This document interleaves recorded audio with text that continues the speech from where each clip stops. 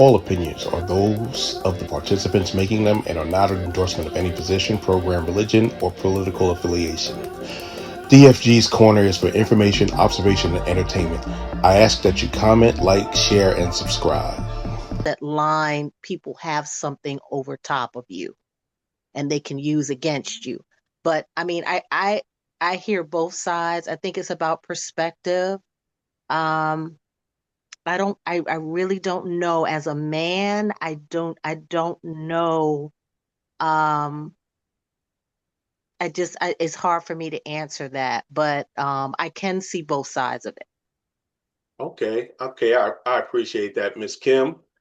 You have any question for our guest?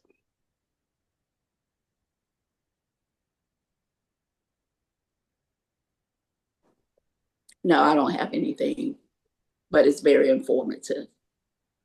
How about you, Miss Dream?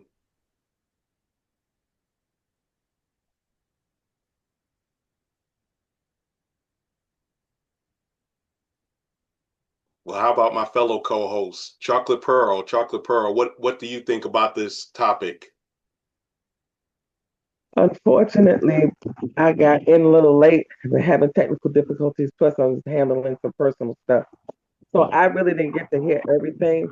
But what he has said, Dabs and I were kind of conversating about it, um, the different uh, the different shows and the ethnic backgrounds and the meanings of them, and what was drawn out for those different um, shows and the characters were very interesting, and that kind of reminisced on the back end of the story. So I'm sorry I wasn't able to catch everything. Oh, I was just asking, what do you think? Is there an agenda? Is there an agenda for Hollywood to emasculate the black male image? I don't know if it's an agenda. I think it kind of fell off. I like what Simpson said about what Cat Williams was talking about, the masculinity of a man if he put on a dress as an actor or actress. Um, that's just like saying uh, when you dress up for Halloween, it's going to take away you. No, it's not. Um, how But the can he take? difference with Pearl, the difference with Halloween is that it's a 1 day thing, and it's not it's not going any well not these days. Back in the day, it may have, but these days it's not gonna you're not gonna get past that. Yeah, but Whereas my thing is this: if you're acting, it's called acting. You portray a different um, character, and you can. What's the problem with a man dressing up as a woman? It's acting. That means that he is versatile. He or she is versatile in their acting. It doesn't mean that it's going to just you know demasculate. If I'm saying that right, emasculate. thank you, Emasculate. Yeah. thank you. Uh, Emasculate uh, a man. go Um, ahead. Oh, from sorry. what Go ahead. Go ahead, Samsung. No, I was just going to say that one example I'm listening is when Will Smith did 6 Degrees of Separation, like a long time ago. I think I want to say maybe it was after or around Fresh It's Prince of like Bel Air. 93, 90, 93, 94 time. I remember that. Right, and he kissed a man on screen, and then ever since then, I want to say he has not been looked at fully as a man, which is sad because it is acting. And, he has explained in the past that, it was a role, I wasn't crazy about it, but I did want to broaden my horizons and reach and get into really like Right. hone the craft. But that has stayed with him. I mean, like, no matter what he has done, or, everybody keeps bringing up 6 Degrees of Separation. And you know, I don't know. It's just So to me, it's just a role, and exactly. nobody said that Cat Williams is a woman because he perms his hair. No, but the difference is that and I'm not arguing with you, Chocolate Pearl. I mean, I tend to Thing. agree. Yeah, that's his getting his hair the way his hair is that's his personal thing. So But I'm gonna give you turning an your example. doing, and I can consider you being a woman when you perm your hair versus a man trying to expand his horizon and his acting, make it broader, and saying that I can do anything as an actor or actress. You know what I'm And I saying? So understand that. it shouldn't determine whether or not your sexuality is is at foot. You No, know what I mean? I understand that, but the thing is though, you can a lot of times people can get typecast and doing that and doing stuff like that. Apple had her hand up, but I think she put it back down. No, I do want to say something. I want to touch on that comment that Simpson made about Will Smith, and the difference is when Robert Downey Jr. did it in Less Than Zero, they didn't see him in a different light. It was That's acting. When it happens with black males, unfortunately, they tend to keep a stereotype, and I think yeah, the writers, and I put it in a comment in the chat box, that the writers write these roles for black men to make them more acceptable to the white masses. Um, because unfortunately, black people in general have a stereotype of being aggressive and being hard to take and threatening. And I think they do this to make them more palatable and You know, more marketable. Go ahead, Candace. I was going to say, and Apple, I read your comment in the chat, and I actually agree with it because I think there's something to be said, how Hollywood sees black relationships and and or maybe don't want to see black relationships. And let me explain. So you can take a major actor like Will Smith when he did the movie Switch. I don't know if you remember that movie. It was a Valentine's, whatever. What was the race of his wife in that, or his love interest? You know, and She was so white. yeah, and so most movies when they are talking about a black male, will not, as a lead, that is, will not pair him with another black female. They just don't. I don't know if it's marketing. I think it's a little bit of everything. I think it's a little bit of the storytelling element, a little bit of the marketing. I did see it in one movie actually with Will, now that I'm thinking of it, which was Enemy of the State, where he had Regina Yes, King as his yes. wife. And so I thought that worked well. But what that Also, tells me, Independent Day, he had a black girlfriend, fiance, give or take. She was a scripper. Yeah, but yeah. But what that tells me is that the creative folks behind it aren't afraid to go there and aren't afraid to explore. And so to Apple's point, to make you know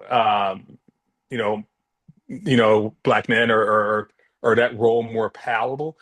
I think there's something there. I think there's a there because what you find is that most people have never interacted. This is America now. This is 2025, but most people have not interacted with black people in real life in certain parts of this country. That might seem hard to believe, but that is the truth. And so their first impression is how things are perceived, in the media, which they might hear certain stories. Oh, Chicago had 50 some people die. Oh, DC, whatever. That's what they hear. And then they will take that and then everything basically clouds that. That's a power I can say of the media, but it's also the power of what we see and and of the craft, to change those perspectives. I mean, when Roots came out back in the uh, I think it was the 80s. I don't remember when Roots came out, but that was Came out in 76. okay. Okay, I'm gonna take your word for it because you're good, Dre. When it came out, it was the television event of the decade when Roots came out. I mean, it was, people were talking Kunta Kinte, everybody calling everybody Kunta Kinte. But my point being is that it gave some enlightenment to something that people didn't talk about.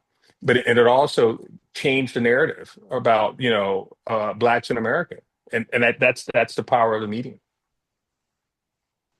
Yeah, go ahead, some. You have your hand up. Hey, sorry. Yeah, I'm sorry. It took me a while to hit this button. um on that end, I really, really have, the older I've gotten, I have really, really learned to really love and appreciate Eddie Murphy. And I love him because he knows our sense of humor. He brings the cast. I mean, it's just, it feels like home. A lot of his movies feel like home. So I can watch Harlem Nights over and over again. And I can watch, I'm going to say the first, Coming to America. And then a lot of the different, a Yeah, lot of people won't I get feel you on the second one, but go ahead. yeah. But just Eddie Murphy movies, um, the Nutty Professor and things of that nature. He like hones in. You almost forget that he's playing his mom and he's playing the grandmother, and he's just so much fun, and it's just that sense of humor that he's just universal. So I love him. I really, really, and I have so much respect for him for that. So I just wanted to put that out there. And that's understandable. Those roles were, I think, an exception because he was still the main character, and he's just like he did in like you said in Coming to America. He played like four different roles, and he was known by different roles. But going back to kind of what what I was saying with typecasting, um, Tiny Lister, what is he best known for? He's best known for Friday, right? Yes, the character But Debo, being a bully, he's typecast as the bully, as right? the villain in every And it story. doesn't matter. And I'm saying it doesn't matter what he played in. He's no longer with us. But no matter what he played in after that, we don't call him by his name. We say Debo. And Hmm.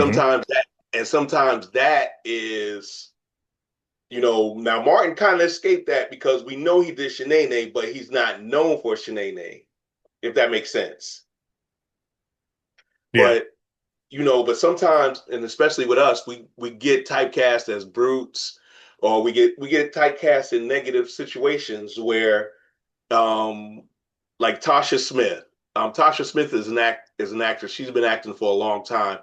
She played Michael J. White's wife on Why Did We Get Married and Why Did We Get Married Too. No matter what, she could play a professor. We still see her as a hood rat, and that's not. I'm not saying that she is one, but I'm just saying that's it's kind of like that. Go ahead, Apple. To touch on you know, which would some brought up about Eddie Murphy's role in The Nutty Professor and Norbit. He's an exception to the rule, just like when Ving Rhames played Holiday Heart, he was an exception to the rule. And I think that at this point, um, them putting black men in dresses or making them in, feminine roles is like gratuitous. They think that's what people want to see, and that also touches on Jackson's point of we have to let people know what we will and will not consume. And the more we consume these things, like me personally, I'm not a fan of Tyler Perry. I think all his movies are the same, and I think he's a misogynistic um, woman hater. But that's just my personal opinion. And Well, I'm sorry. Go ahead, no, because I'll no, go all on I'm tangents. laughing because I'm laughing because um, he knows his audience. Now, um, he knows his audience. He knows that he has to do certain type of things because he tried to go outside of that. Think about that. The movie I call Captain Saber 304, but it's called Good Deeds. You remember that with Tandy Newton? Hmm. That was outside of his. That was outside of his wheelhouse. The Alex Cross movie was outside of his wheelhouse. Now he's played Now plenty of that's other one movie roles, of his that I did enjoy, the Alex Cross movie. I don't think he was the perfect match for it, but he did a good job on that. but what I'm saying is that he knows he has trying to go outside his core audience. and he hasn't been successful. So he likes money. So he's going to do what his people like. He's going to get in that dress and be Medea until Medea don't make no money. But and look at all of his shows. On the behalf of myself, DFG, Chocolate Pearl, Apple, and Bean, we want to thank you for watching our show. Please come back, like, share, and subscribe. Peace.